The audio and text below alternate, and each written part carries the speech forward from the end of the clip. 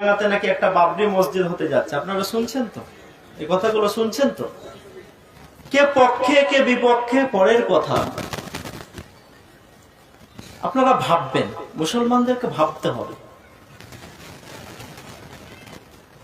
কে পক্ষে কে বিপক্ষে পরের কথা।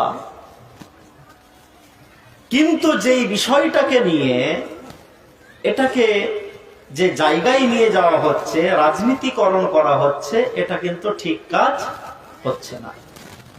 মসজিদ আপনি করতেই পারেন, তো আপনাকে বাবরি করতে হবে কে বলেছে?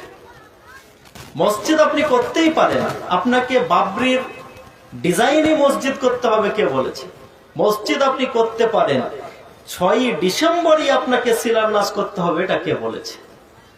যদি আমি যে কথাগুলো বলছি রেকর্ডিং হচ্ছে, হয়তো যিনি এটার চেষ্টা করছেন তিনিও শুনতে পারেন, অসুবিধা নেই, কারণ আমি যে কথাগুলো বলি আমি আমার নিজের দায়িত্বে নিয়ে বলি।